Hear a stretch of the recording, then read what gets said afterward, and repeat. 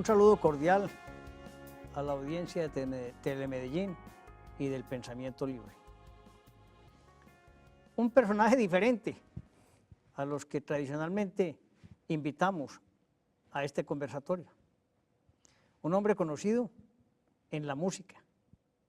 Su profesión, la música, es trombonista, director de orquesta, docente universitario, trabaja hace mucho tiempo con la Universidad de Antioquia y dirige la Orquesta Sinfónica de la universidad. Fernando Pavón, más conocido como Fernandito Pavón, una cordial bienvenida al Pensamiento Libre. Bueno, un saludo especial a todos los del Pensamiento Libre. Decirle, doctor, que feliz de estar en un programa que se puede llamar inteligente para comprender y para repensarnos. Vengo en nombre de esa universidad que usted acaba de nombrar, la Universidad de Antioquia, el espacio que me dio el pensarme de nuevo, la calle, el Combo de las Estrellas, y ahora pues gerenciando ese proyecto llamado Banda Sinfónica de la Universidad, pues gracias por esa noble presentación. Cuéntenos, Fernandito, ¿cómo funciona el tema de la Sinfónica allá en la universidad? Bueno, llevo 30 años aproximadamente con la Sinfónica, ingresé como trombonista. La Sinfónica tiene una historia igual que nuestra ciudad, el Parque Bolívar, la Basílica Metropolitana. En 1892 nacía una historia y allí nacía una pequeña banda. Las migraciones de europeos que llegan a nuestro país conforman la llamada retreta dominical. Una retreta por donde han pasado todos los artistas a nivel nacional, en todos los estamentos, figuras, disciplinas, está un ser humano allí parado escuchando una retreta en el Parque Bolívar.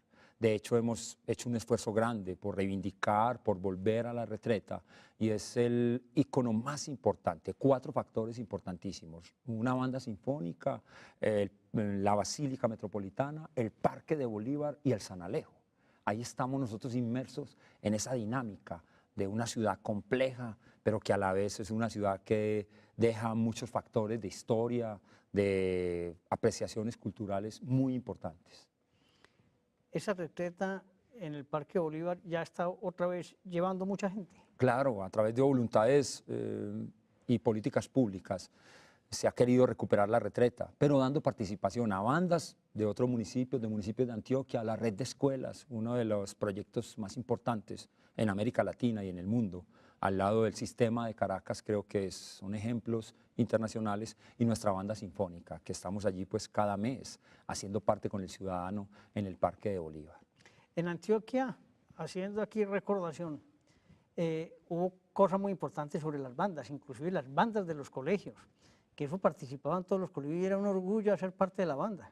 Es que, eso se ha ido desapareciendo, ¿no? total, somos un país 100% bandístico, de banda sinfónica, y el público debe entender que una banda sinfónica es diferente a una orquesta sinfónica, y la orquesta sinfónica comparte con la orquesta filarmónica. ¿Por qué no les cuenta la diferencia y cómo se compone? Creo que es un buen momento. Lo filarmónico, la orquesta filarmónica y la orquesta sinfónica no tienen nada diferente en los instrumentos. Hay un proceso en la etimología de la palabra, de lo filántropo. Eso nace de la filantropía. Entonces habían músicos aficionados que querían hacer una orquesta. Eso fue mutando, y las orquestas ahora filarmónicas ya son subvencionadas y se volvieron profesionales con el pasar de los años. Ya, por ejemplo, la Filarmónica de Berlín, la Filarmónica de Bogotá, la Filarmónica de Medellín y la Orquesta Sinfónica de Colombia son los mismos instrumentos, el mismo repertorio. Lo que cambia un poco es el nombre y el origen de ese nombre. Luego están las bandas sinfónicas, la que yo dirijo. Una banda sinfónica es vientos, maderas, viento, metal y percusión, y ahora se le han puesto unos instrumentos de cuerda bajos, chelos y contrabajos. Esas tienen unas dinámicas un poco más alternativas para hacer conciertos al aire libre, para salir de la sala de conciertos, distinta a las orquestas filarmónicas y orquestas sinfónicas. Pero obviamente hoy el mundo cambia y todos ya estamos saliendo, la sociedad nos espera, y creo que es un encuentro maravilloso esto de las bandas, son marcos referenciales. Hoy en día en un municipio de Colombia, la banda sinfónica es representante absoluto en cualquier sistema, en lo educativo, en lo cultural, hasta en lo religioso, en lo político. Es una cosa interesante. Los jóvenes han entendido que hacer parte de una banda y dedicarse a la música es una forma de vida. No, eso es una forma, claro, es la misma existencia. en un encuentro que tuvimos de un campamento en el proyecto Antioquia Vive la Música, hicimos un ejercicio creativo y esta historia no la he contado nunca en los medios. Y le digo a un chico que improvisemos algo, que antes de venir, estábamos haciendo un trabajo, que antes de venir al campamento que había pasado. Y el chico me dice, y hacemos eso con el instrumento, pintamos lo que nos pasó antes. El niño me dice así tranquilamente, oiga, profe, ¿y cómo hago yo para pintar un intento de suicidio? Con mi instrumento, con la bandola. Eso me pone un poco pensativo. Yo tuve que decirle, pues, ¿sabe qué? Vamos a pintar los dos porque yo también lo he intentado. Vamos a pintar los dos un suicidio con un trombón y una bandola. Hicimos con la música y los sonidos un intento de suicidio. Desde ese día para los dos todo cambió, para mí y para él. Se expresó más, en esa semana compartimos más, el gesto de una mirada. Ahora los maestros, lo he dicho siempre, es el gesto, no es el gesto motor, es el gesto sonoro, el gesto expresivo, es el gesto dinámico, es el gesto energético, es el gesto espiritual que necesita el otro. Y lo han llamado los grandes pensadores la otredad, el reconocer en el otro sus sabidurías, sus capacidades. Es interesante el poder que tiene la música para este tipo de funciones socioculturales y humanas. Me deja abismado con esa historia tan bella. Sí, unos pintaban tristeza, afinábamos con llegó un chico de Uramita, creo que era de Uramita, una chica, y dice, estoy triste hoy, afinemos con el la triste de Laura. Hay que afinar con el la triste del otro. No hay que quitarle la tristeza, hay que mantenerla, entenderla. Es una comprensión. Creo que tenemos que dar unos saltos pues, fuertes para eso. Fernandito, a un corte comercial. Ah, sí, pues no falta sino, pues creo que nos hace falta parar un momentico para poder recuperarnos, porque créame que esto toca profundamente todas las formas de mi alma.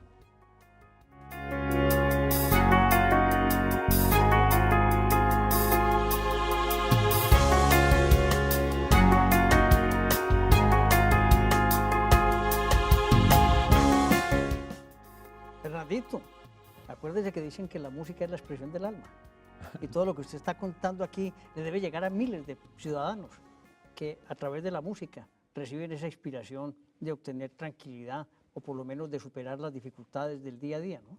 Sí, yo soy un ejemplo de ello. Pues la música, mi padre me influyó la música, habíamos hablado de los libros. En una fiesta del libro en nuestra ciudad, alguna vez en uno de los proyectos de Así Suena el Fútbol, dije que estaban los 4 elementos más importantes que tenía mi vida. Los libros, a los 9 años, el mono desnudo, en ese reconocimiento, mi padre entregarme un libro que no entendí nunca, que vine a entenderlo después de mis años, pero me entregó un libro. A los 10 años me dice que me va a entregar uno de muñequitos y me entrega el universo de Isaac Asimov, buscando la Osa Mayor. Así Medellín no estaba todavía muy contaminada en la luz, buscábamos él y yo la Osa Mayor, todavía me tiene buscando la Osa Mayor, porque el mensaje era más profundo. Luego empecé a jugar el fútbol. Conocí grandes amigos del fútbol, Hugo Gallego, el bendito Fajardo, casi al fútbol profesional, pero tenía que hacer una renuncia y dedicarme a la orquesta de Gabriel Romero. Dejé el fútbol, derramé lágrimas en este abandono de lo que más amaba, el fútbol, los libros. Luego la música, combinaba el fútbol, los libros y la música. Finalmente, después de un ateísmo de casi 39 años, muy joven, conocí los argumentos como decirle al otro que Dios no existía. A los 13 o 14 años, mi padre y mi madre se preocupan porque su hijo ingresó a las filas del ateísmo en la ciudad. Leíamos a Gonzalo Arango, a José María Vargas Vila, el Ibis, unas cosas fuertísimas, literaturas prohibidas en la época. Y su hijo, hijo de un militar, ya perdido para la familia, con otro compañero mío, hermano, sociólogo, también perdidos en la lectura, en la reflexión y en el ateísmo. Esa mutación hace fuerza para que algún día, con mis años, entendiese, antes de que mi padre falleciera, entendiese que el mundo estaba también en una energía espiritual muy grande. Hago una conversión fuerte, seria, dinámica, profunda, intensa. Hago una conversión y hoy reconozco en el otro, reconozco toda su dinámica, reconozco en el católico, en el Krishna, en el testigo de Jehová, reconozco que tienen su derecho a existir. Creo que esa es la parte más fundamental en todos estos proyectos que estamos haciendo, en reconocer en el otro su estado, su pasión. Por ahí un jardinero y yo del Jardín Botánico tenemos un canje. Él me dijo que le enseñara cómo no ser infiel, y él me enseñaba sobre plantas. Eso fue un canje que hicimos genial. Él me está enseñando sobre cómo llegaron las primeras plantas a Medellín, las que son de origen japonés. Llegaron, ábranse con mucho cuidado porque es la planta de la abundancia y la sabiduría. Y entonces él me decía que le enseñara ya la otra manera de cómo guardar fidelidad a su esposa. En todo Y eso lo ha ido logrando, ¿no? pues estamos mirando a ver, después de más que nos vamos a hacer un examen si yo he aprendido sobre plantas y él ha aprendido sobre fidelidad, pues que en ese sentido creo que es un ejemplo grande de reconocer. Hay un libro paraguayo hermoso que dice la belleza del otro. En el otro ocurren bellezas. En el proyecto del fútbol existe eso, cómo convivir en la diferencia. Pare que lo tengo que parar, sí, Fernandito. Sí, tiene que pararme, pues sí, sí. Dentro de todas esas cosas tan bonitas que nos cuenta, usted también llega en Antioquia a hacer un acuerdo entre las barras bravas que llamamos el acuerdo de Medellín, donde junta los hinchas de ambos partidos fundamentalmente a una mejor convivencia a través de todo este conversatorio. Usted nos irá contando cómo lo logró. Bueno, vamos a hacer como claridad en el primer medio donde vamos a hacer claridad. De hecho, el público y nuestros televidentes de Pensamiento Libre tienen que entender 4 factores así rápidamente. Hay que entender el espectador, el hincha, el barrista y el marginado. Partiendo de esa base, nosotros queríamos coger un tejido que eran las instrumentales. O sea, eran las barras de Medellín y Nacional, les íbamos a poner unos profesores, pero más que ponerle profesores, era reconocerlos en un gesto de que ellos no se habían matado todavía. Teníamos otra capa que era el marginado. O sea, ellos nos estaban matando. Nosotros no. Es más, Barenboim dice que con esto no se logra la paz. Con esto se buscan elementos donde la diferencia convive respetándonos la vida. Porque nos cantamos canciones todavía en contra. Estamos cantando las canciones todavía que cada uno tiene. Ahí vamos bien. Y un gesto de una mirada, un gesto de un reconocimiento. Sentar a esos chicos que venían del empirismo con personas que se han graduado en música, en la universidad o en el exterior, sentarlos y agradecemos a cada uno de esos seres humanos que permitieron que esos chicos se sentaran ahí al lado de ellos y que hiciéramos una unión entre las 3 barras. Había una chica de comunicaciones de una entidad que decía que los nombres estaban malos, que había un error de nombres, porque decía la Murga del Indigente, la Banda de los del Sur y la Banda Sinfónica de la Universidad de Antioquia presentan Así suena el fútbol, que el primer nombre estaba malo, que no era, que cómo íbamos a poner Murga del Indigente. Es un homenaje grande que le hacen estos chicos a esa historia de ciudad. Medellín, el estadio de Medellín tiene historia. Galeano dice una cosa muy clara, el pañuelo no crea las lágrimas, el pañuelo las seca. El fútbol no crea la violencia. El fútbol es el espacio donde las violencias llegan y en eso es que la alcaldía de Medellín, a través de unas políticas públicas y un programa hermoso que llama Más que 90 Minutos, quisimos construir entre todos. No es una voluntad de Fernando Pavón, no es el arte potencial de Fernando Pavón hacer posiciones ególatras de que yo hice que las barras se unieran. No, son voluntades de todos, de los líderes de cada uno de los instrumentales. Y está filtrado con un proyecto grande, no está nutrido por procesos políticos ni por procesos de partidos, no. Esto está limpio de todas estas características. A través de la Secretaría de Juventud, de todo el apoyo de toda la ciudad, ya hemos dicho y quitado el estigma de que no eran barristas bravos, se les cambió el nombre también. En nuestra ciudad se llaman barras populares. Creo que ¿El resultado tangible cuál es? El resultado es que con la música encontramos un diálogo en la discusión y un respeto por la vida en la diferencia. Creo que ahí vamos bien. En ese respeto por la diferencia con la música, ellos se sienten con un sueño y una esperanza. Se está haciendo ahora el primer proyecto nacional de barristas, donde van a tener clases, eso lo voy a decir ya públicamente porque eso tiene que salir. Y vamos a poner sobre la mesa estos procesos. Van a tener procesos de cómo solucionar conflictos, técnica en instrumentos, un encuentro donde ellos cuenten historias, donde estudien un poco técnicas en narraciones para que no narren la historia. Entonces habrá un sistema motivando estos encuentros. Ya nos hemos encontrado en varios ¿Están buscando la integración nacional a través de eso? Sí, ahora se reciben llamadas a nivel nacional, pero creo que hay que atender nuestra ciudad. Nuestra ciudad ha sido ejemplo en América Latina de que hoy en día el fútbol hace parte de una dinámica como simplemente un juego y de respeto por la vida. Ya el estadio está volviendo a recuperar eso, los chicos tocan música, ya tocan muy bien la música. Y aquí viene una idea genial y es que nosotros nos están esperando la sociedad, Medellín nos espera, por eso no he hecho la renuncia de emigrar a otro país, ya hubiese tenido la oportunidad de quedarme en el exterior cuando estaba con el Combo de las Estrellas, pero creo que la ciudad nos necesita, por eso no podemos ampliar. Cali tiene una dinámica distinta, Barranquilla siendo un solo equipo tiene una dinámica distinta. Fernandito, un corte comercial. Ah, bueno, doctor.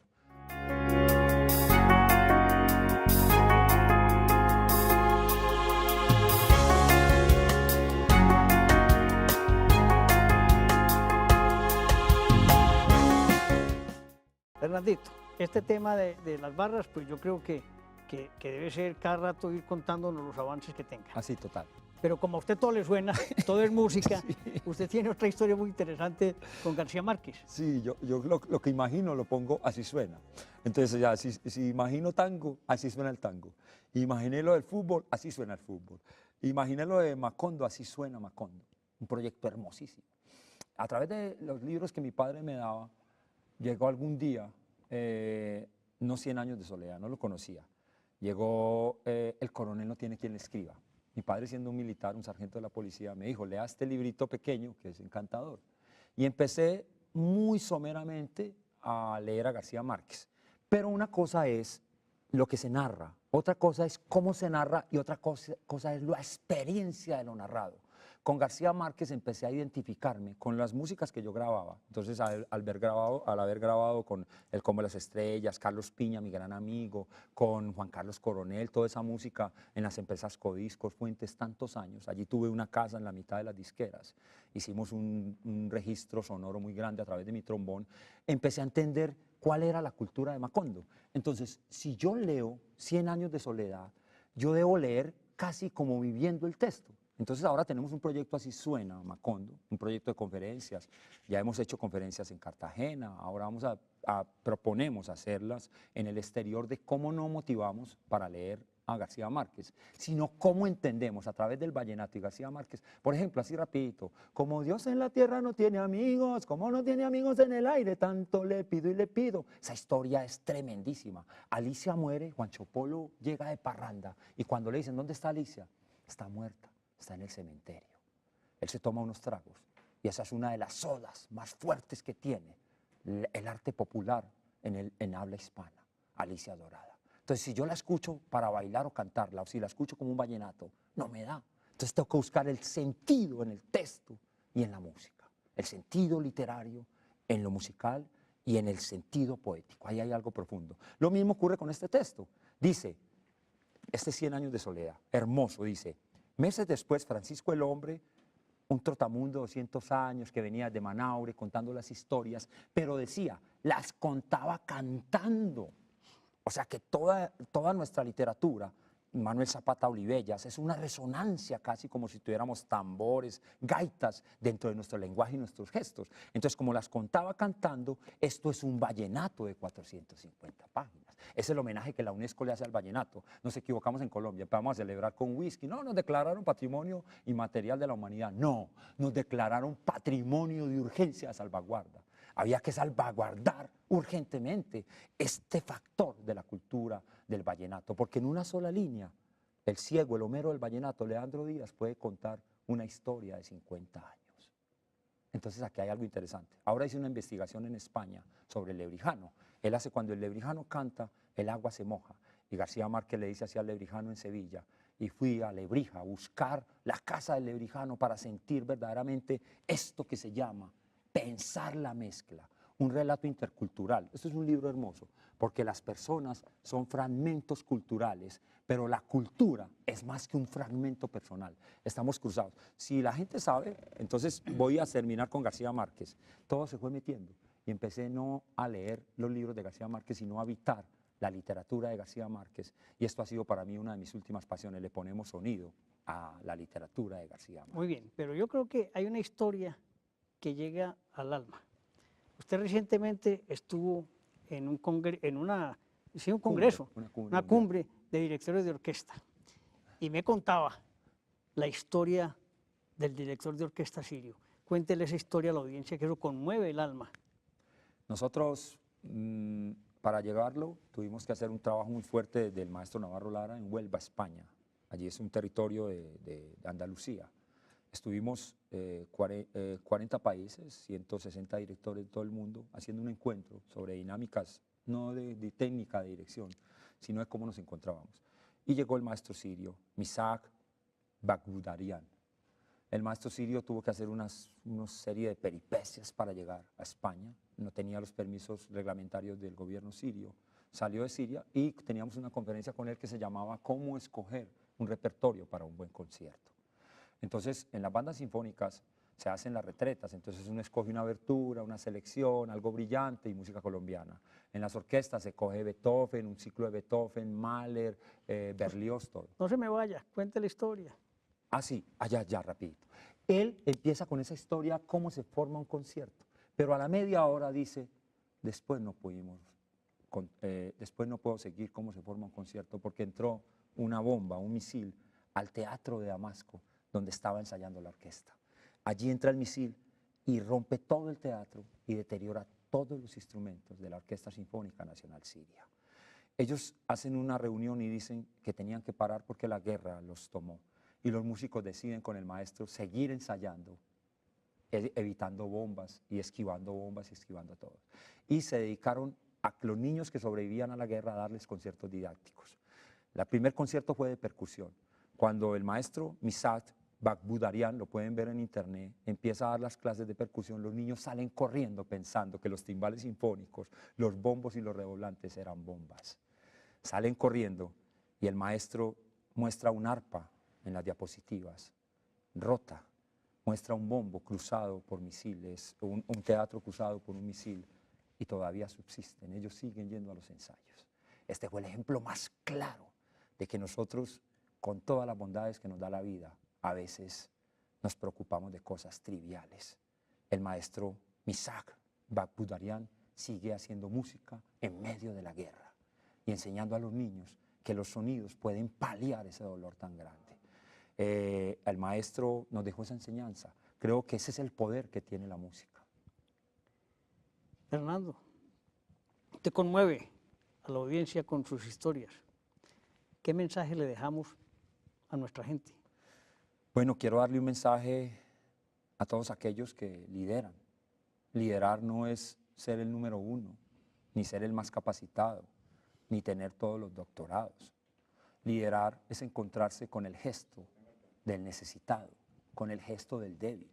Liderar es llevar un mensaje a través, en este caso, de la música, el arte, las manifestaciones humanas, la interculturalidad, la mezcla verdadera de estos mundos actuales a que nos espera una sociedad. Bajémonos de los escenarios, corramos el micrófono, corramos estas tarimas y lleguemos donde los que nos esperan, los que se han llamado los invisibles. Decía un texto de Invisibles, el hombre invisible es aquel que emana y que vibra en las formas más bajas a la que la sociedad lo ha consignado.